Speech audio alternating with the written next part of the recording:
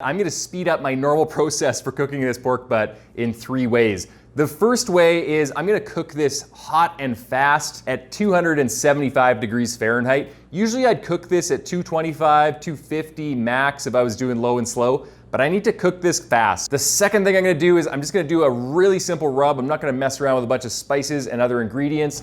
We're gonna do some brown sugar, some coarse grain kosher salt. We're gonna do some pepper and a little bit of paprika. I've got about 9 hours to cook this 9-pound pork butt before dinner starts at 7 p.m. tonight. So you're gonna see if I actually make it on time for dinner. And finally, number 3, I don't have 15 minutes to a half an hour to light up my charcoals and heat up my Oklahoma Joe smoker. So I'm gonna speed up the process by using a new toy. This is called the grill gun. Now, Bob Healy of grillblazer.com reached out to me and he offered to send me one of these to use in my video, and I was happy to do so. This thing lights charcoal and wood like you would never believe. You can hook it up to a small propane canister if you were looking for maximum mobility, or you can use the attachment to hook it up to a propane tank, which is what I like to do.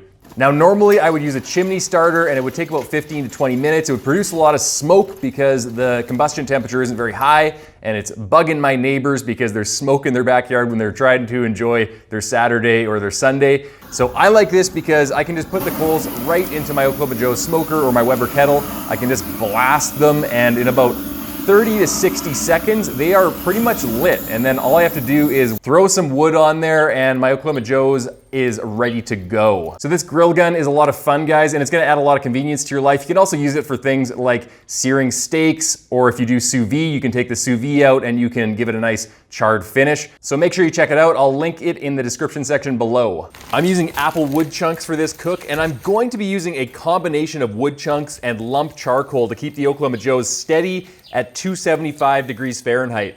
I found it's a really good idea to use full splits or at least supplement your charcoal with wood chunks. If you're only using charcoal on your offset smoker, then you're gonna need a lot of it and you're gonna be shoveling coals in a firebox like you're trying to keep a steam train running. After 4 hours of maintaining temps between 275 and 300, this pork butt is hitting 145 degrees internal temperature according to my ThermPen, and has some really nice color and bark formation on it. Most importantly, the fat cap is starting to split, as you can see, and that's a really good indication that it's time to wrap this butt. Wrapping is another way I'm speeding up this process.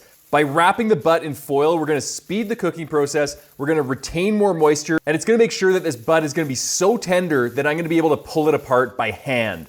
So things were going good, but at this point I was getting really worried that I wasn't gonna finish in time for dinner. So I ramped up my temperatures in the Oklahoma Joe's to 300 to speed things up. Now, 3 hours later, our butt is hitting 205 degrees internal. I probed it and it is tender like room temperature butter, and that tells me that this thing is done. The last thing I did is I took it off the Oklahoma Joe's, I rested it on the counter for an hour. Very important part, you need to let it rest to suck back in those juices and come out tender and awesome.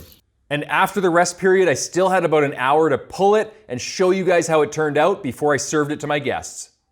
Now, because this pork butt is so tender now, we don't need any forks, we don't need any pork butt or pork shoulder tearing tools or claws or anything like that. We can just take this apart by hand. So all you need to do is have some heat resistant gloves, your cotton gloves underneath your rubber gloves, and we're just gonna basically tear into this thing. So let's go into that hole that we already have. Look at that. It just tears apart easily. I mean, this thing is just falling apart. It's super simple. That bone is in here, and that bone is just gonna pull apart easily. It's gonna pull clean. See that? It's all clean. That means this thing is definitely ready to go. Now let's dig into this and see how it tastes. I'm gonna take a pretty barky piece. This one has some nice black bark on it, some nice pink smoke ring on it.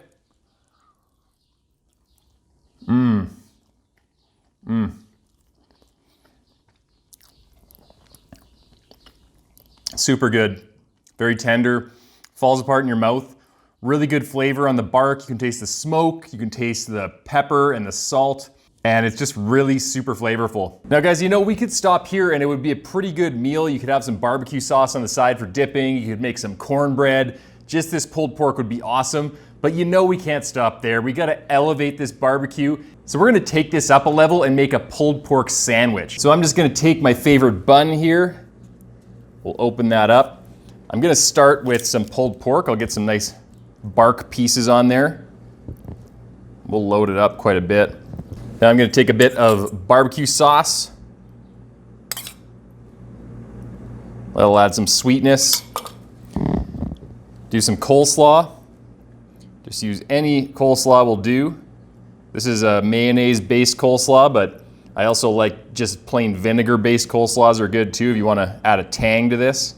Then we're just going to finish it off with some pickles. Look at that. All right, let's bite into this thing. Oh my God, look at this. That is heavenly. Woo.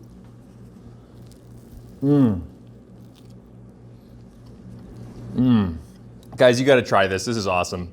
This is the way to go. If you're gonna make pulled pork, gotta make some sandwiches because these are awesome. And if you guys are looking for your next challenge to elevate your barbecue skills, then check out this ribs video where I show you step by step how to make the perfect ribs. I'm also gonna link another video over here where I show you how to do brisket on the Oklahoma Joe's offset smoker. If you wanna check that out, that's a really good video. Catch you in those videos, guys.